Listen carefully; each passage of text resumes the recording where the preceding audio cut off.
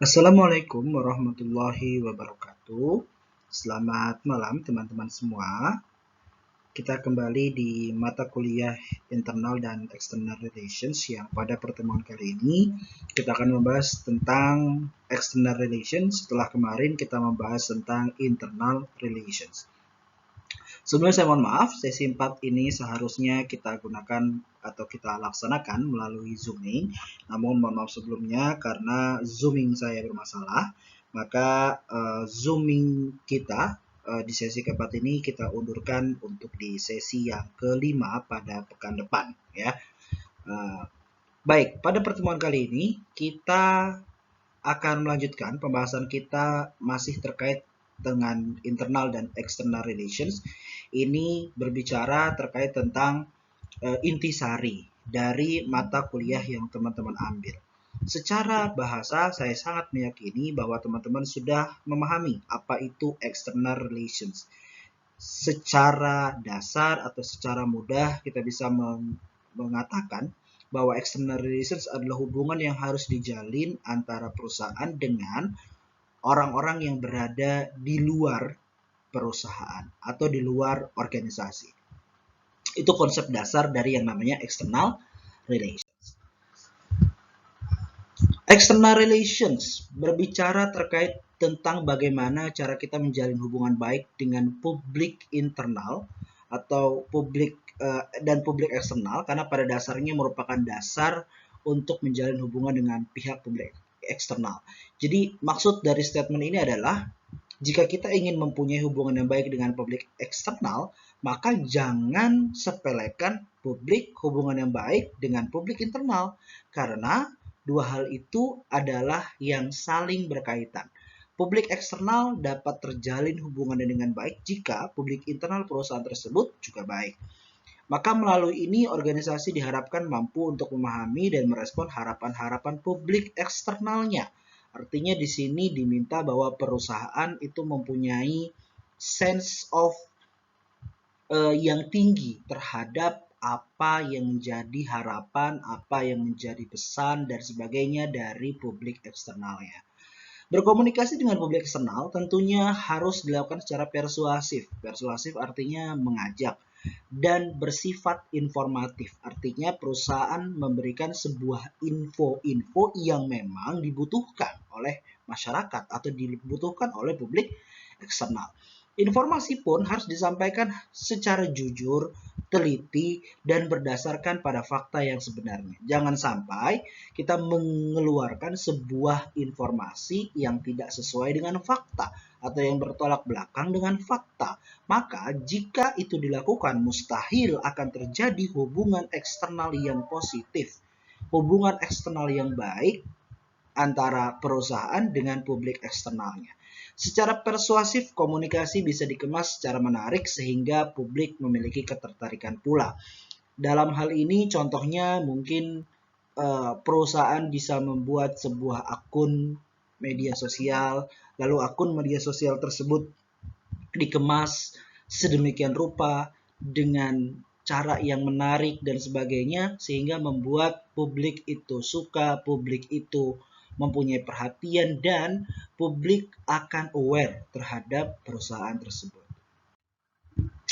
Tujuan dasar dari external relations yang pertama adalah tentu kita bicara terkait tentang publik eksternal, bicaranya biasanya terkait tentang perusahaan yang memang menjual produk dan jasa. Jika itu perusahaan yang menjual produk dan jasa, maka tujuan dasar dari external relations adalah memperluas pelanggan, langganannya. Yang kedua adalah memperkenalkan produk-produk barunya. Yang ketiga adalah mencari modal hubungan atau mencari klien baru yang bisa diajak kerjasama oleh perusahaan. Yang keempat, memperbaiki hubungan dengan serikat-serikat buruh. Karena serikat-serikat buruh bukan hal yang harus atau bukan hal yang bisa disepelekan karena ini mempunyai kekuatan yang sangat besar baik secara kuantitas maupun kualitas. Yang terakhir adalah memecahkan persoalan-persoalan atau kesulitan-kesulitan yang sedang dihadapi. Jika nanti perusahaan mempunyai masalah dan masalah tersebut adalah masalah yang sekiranya adalah masalah yang bisa memberikan dampak negatif bagi perusahaan, lalu perusahaan mempunyai batasan atau keterbatasan untuk menyelesaikan masalah tersebut, dengan cara kita mempunyai external relations yang baik, maka kita bisa meminta bantuan kepada tokoh masyarakat misalnya, minta bantuan kepada pemerintah misalnya untuk menyelesaikan persoalan-persoalan atau kesulitan-kesulitan yang sedang kita hadapi. Hubungan eksternal merupakan komunikasi yang dilakukan dengan pihak di luar organisasi dengan tujuan untuk menjaga kredibilitas perusahaan dan mengupayakan agar publik eksternal perusahaan memberikan opini yang positif terhadap organisasi tersebut. Teman-teman, dari statement ini, teman-teman mungkin agak sedikit harus memperhatikan sangat jelas terkait tentang tujuan dari hubungan eksternal yang baik adalah untuk menjaga kredibilitas perusahaan. Bicara terkait tentang kredibilitas, kepercayaan dari publik terhadap perusahaan, muara dari kredibilitas ini bukanlah citra, tapi melainkan reputasi. Maka hubungan eksternal ini nanti muaranya adalah sebuah reputasi. Jika hubungan eksternalnya bagus, maka kemungkinan besar reputasinya akan bagus. Sedangkan sebaliknya, jika hubungan eksternalnya buruk, kemungkinan reputasinya akan buruk. Karena hubungan eksternal yang buruk tentu akan melahirkan sebuah kredibilitas yang rendah dari publik terhadap perusahaan. Dan perusahaan mengupayakan agar publik eksternal perusahaan tersebut memberikan opini yang positif. Kredibilitas bicara terkait tentang kepercayaan. Kepercayaan tentu adalah salah satu hal opini yang positif. Hal yang positif, hal yang sangat dibutuhkan oleh perusahaan. Maka inilah yang menjadi tujuan, yang menjadi dasar pergerakan perusahaan dalam menjalin hubungan eksternal. Dengan demikian, komunikasi yang dilakukan harus bersifat, balik lagi, persuasif dan informatif, dan memberikan manfaat bagi masyarakat atau publik di sekitar organisasi. Tujuan dan fungsi hubungan eksternal, setidaknya teman-teman bisa lihat ada 8 hal. Yang pertama, mengiklankan dan mempromosikan produk dan jasa. Yang kedua, menciptakan image publik dan citra organisasi. Yang ketiga, menciptakan opini publik yang relevan dengan kepentingan organisasi. Yang keempat, memperluas pasar bagi produksinya. Yang kelima, mendapat penerimaan atau reward dari masyarakat. Yang keenam, memelihara hubungan baik dengan pemerintah. Yang ketujuh, memelihara hubungan baik dengan pers dan para opinion leader.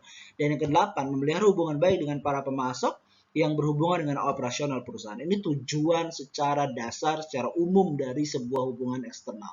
Teman-teman, jika teman-teman melihat 8 tujuan dan fungsi hubungan eksternal ini, mari kita saksikan atau mari kita perhatikan dari 8 tujuan dan fungsi hubungan eksternal ini. Poin 1, 3, 4, 5, 6, 7, 8 adalah poin yang merujuk pada ujungnya nanti adalah sebuah reputasi.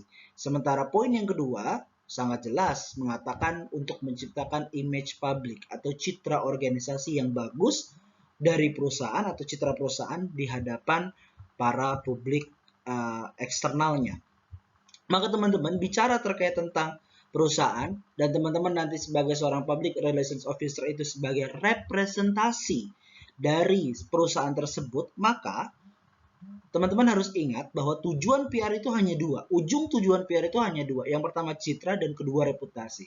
Maka jika dilihat dari 8 tujuan dan fungsi hubungan eksternal ini, yang kedua jelas berbicara tentang citra, namun yang pertama, ketiga, 4, 5, 6, 7, 8, poin-poin tersebut itu membicarakan ujungnya adalah sebuah reputasi.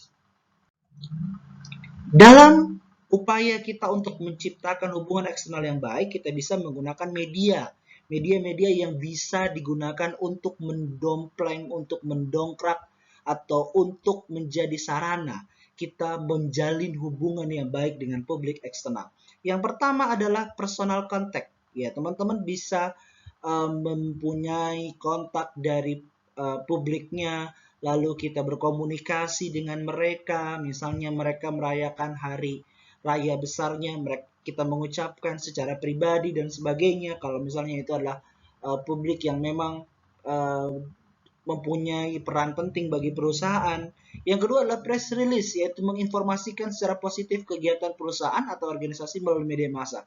Press release biasanya kita kirimkan melalui email atau mungkin sekarang dengan cara yang canggih kita bisa menggunakan via WhatsApp dan sebagainya langsung ke media atau ke teman-teman wartawan.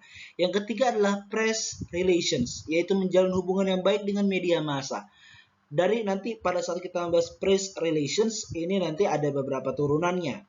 Yang pertama salah satunya adalah konferensi pers, yaitu mengadakan konferensi pers untuk menjelaskan kejadian atau masalah di perusahaan yang mendapat sorotan publik. Jika publik mempunyai sorotan terhadap sebuah perusahaan karena ada masalah terkait tentang perusahaan, maka press relations yang positif, yang baik, nanti akan menghasilkan sebuah konferensi pers yang efektif sehingga masalah dan kejadian-kejadian yang bisa merugikan perusahaan itu bisa diminimalisir. Yang keempat, publicity dan advertising, yang terkadang tidak ada salahnya bahwa publicity advertising bicara terkait tentang iklan, ya itu hal yang sangat wajar. Sebuah perusahaan yang punya produk dan jasa tentu membutuhkan yang namanya publicity, mempunyai namanya mempunyai kepentingan dalam urusan publisitas dan periklanan. Selanjutnya ada juga internet, radio, dan television. Ini mungkin sebuah media-media yang sudah sangat familiar dengan kita, yang sangat konvensional sekali. Dan yang kedua, presentation. Bisa melakukan presentasi-presentasi ke beberapa perusahaan atau rekanan dan sebagainya. Film. Kita lihat ada banyak perusahaan-perusahaan yang mencoba memperkenalkan perusahaan itu melalui film. Bisa melakukan sponsor di film tersebut atau mungkin bisa mengiklankan secara tidak sengaja, misalnya ikut dalam dialog aktor dan aktris yang ada dalam film tersebut. Yang keempat, menggunakan media komunikasi dan informasi seperti brosur, kalender, stiker, dan untuk promosi ini sangat konvensional sekali. Tapi itulah beberapa media-media yang bisa kita gunakan.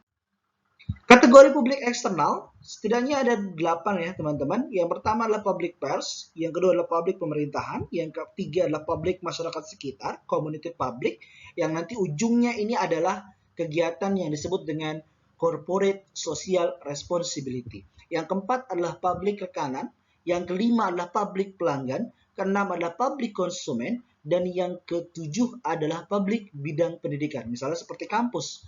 Yang kedelapan adalah publik umum, masyarakat luas. Itu adalah kategori-kategori dari publik eksternal yang harus nanti teman-teman menjadi seorang public relations officer, harus mampu menjalin hubungan dengan publik-publik yang kita sebutkan tadi. Jenis hubungan eksternal itu ada yang disebut dengan ada press relations. Yang pertama ya, hubungan dengan pers. Nanti ini turunannya akan lebih detail lagi kita bahas, yaitu hubungan dengan pers, government relations, hubungan dengan pemerintahan, community relations, berhubungan dengan komunitas-komunitas, supplier relations, kita berhubungan dengan rekanan kerja kita, customer relations, kita berhubungan dengan pelanggan kita, consumer relations, kita berhubungan dengan publik yang menggunakan jasa dan produk kita, educational relations, kita berhubungan dengan kampus-kampus atau perguruan-perguruan tinggi, dan lainnya, sekolah dan sebagainya. Yang terakhir adalah general relations atau publik umum. Kali ini, terakhir kita akan membahas salah satu jenis hubungan eksternal yang wajib teman-teman pahami. Dalam hubungan eksternal yang pertama, ada yang disebut dengan press relations. Ini adalah sebuah hal yang sangat teman-teman harus pahami, karena nanti pada saat kerja kita sebagai seorang PRO, kita tidak bisa lepas dari yang namanya teman-teman media. Kita sangat membutuhkan teman-teman media. Begitu juga teman-teman media membutuhkan kita. Maka dua organisasi atau dua profesi ini adalah dua profesi yang bisa saling bekerja sama, saling memberikan keuntungan dalam hal untuk menciptakan sebuah pekerjaan atau menciptakan sebuah hasil atau karya yang baik. Press relations, hubungan dengan pers. Ada beberapa contoh dari press relations. Yang pertama adalah press release ya. Bicara terkait tentang hubungan dengan pers, kita harus memperkenalkan aktivitas-aktivitasnya. Teman-teman harus paham apa itu press release, apa itu press conference, press room, press tour, dan press reception. Press release adalah memberikan informasi kepada media melalui email. Ya, tadi email atau mungkin lewat WhatsApp dan sebagainya, ya, mungkin yang resminya melalui email gitu ya.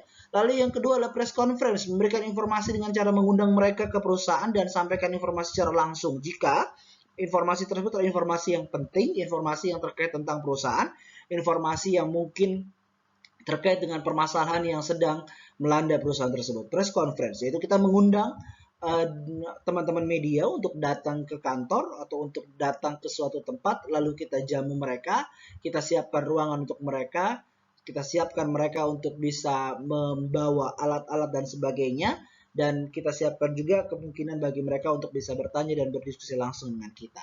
Yang ketiga adalah press room. Inilah tempat pada saat press conference itu dilaksanakan, yaitu perusahaan menyiapkan satu ruangan khusus yang memang digunakan untuk teman-teman media. Yang keempat adalah press tour, yaitu perusahaan melalui PRO-nya, Public Relations Officer, mengajak teman-teman pers untuk ikut saat perusahaan berkunjung ke satu tempat agar dapat meliput secara langsung. Kalau teman-teman lihat, pernah ada sebuah televisi yang kalau misalnya kayak seperti di Kompas, contohnya Aiman ya, acara Aiman itu kan sebutannya eksklusif hanya di Aiman. Itu kan bagian dari press tour. Kita mengundang beberapa teman-teman pers untuk langsung meliput, mengikuti gitu ya. Kalau misalnya ada perusahaan atau instansi gitu ya yang datang ke suatu tempat, lalu kita mengajak mereka, kita mengakomodir semua kepentingan mereka atau keperluan mereka, lalu mereka diperkenankan untuk meliput kita secara langsung pada saat kita melaksanakan kegiatan di suatu tempat tersebut. Dan yang terakhir adalah press reception, yaitu perusahaan melalui public relations officer-nya mengundang teman-teman pers untuk berkunjung dan dijamu dengan hidangan-hidangan dan bingkisan yang menarik. Press reception ini ya mungkin seperti kita menyiapkan satu waktu khusus, satu hari khusus, lalu kita mengundang para teman-teman pers, dan di situ teman-teman pers tidak diberikan informasi secara resmi gitu ya, tapi mereka diundang lalu diajak makan oleh kita, acara hiburan, ramah tamah, lalu terakhirnya kita boleh memberikan bingkisan-bingkisan yang menarik dan sebagainya. Mungkin dari bingkisan-bingkisan itu ada selipan-selipan informasi yang bisa kita berikan, nggak apa-apa. Itu sesuatu yang sangat wajar. Yaitu yang disebut dengan press reception. Maka bicara terkait tentang press relations, kita berbicara tentang 5 hal ini. 5 hal ini yang harus teman-teman pahami apa turunan dari yang disebut dengan press relations atau hubungan dengan teman-teman pers. Baik, itu aja mungkin yang bisa saya sampaikan pada pertemuan kali ini, dan di sesi kali ini saya akan meminta kepada teman-teman semua untuk melakukan sesi diskusi di pertemuan hari ini. Materi diskusi kita pada kesempatan malam hari ini adalah saya meminta teman-teman untuk memberikan sebuah pendapat terkait tentang pertanyaan mengapa seorang public relations officer itu penting untuk menyadarkan perusahaan agar perusahaan mempunyai hubungan yang baik dengan pemerintah. Atau bicara terkait tentang external relations, maka ini berbicara terkait tentang government relations. Jadi sebutkan alasannya, menurut kalian apa alasannya atau kenapa sih perusahaan itu harus mempunyai hubungan yang baik dengan pemerintah. Itu saja sesi diskusi kita pada kesempatan hari ini. Mudah-mudahan apa yang saya sampaikan bisa teman-teman pahami terkait tentang materi kita di external relations. Sekali lagi mohon maaf, seharusnya kita melakukan tatap muka melalui Zoom ya. Namun karena ada problem, maka teman-teman bisa melihat atau bisa mendengarkan dan mempelajari materi kita pada malam hari ini melalui PPT audio yang saya kirimkan. Itu aja teman-teman yang bisa saya sampaikan pada pertemuan kali ini. Mudah-mudahan bermanfaat. Mohon maaf jika ada kesalahan kata dan sesuatu yang mungkin kurang jelas pada saat saya menerangkan. Mudah-mudahan bisa teman-teman pahami dan menambah referensi keilmuan teman-teman, umumnya dalam bidang komunikasi, khususnya dalam bidang external relations. Sekali lagi terima kasih atas perhatiannya. Saya akhiri. Assalamualaikum warahmatullahi wabarakatuh.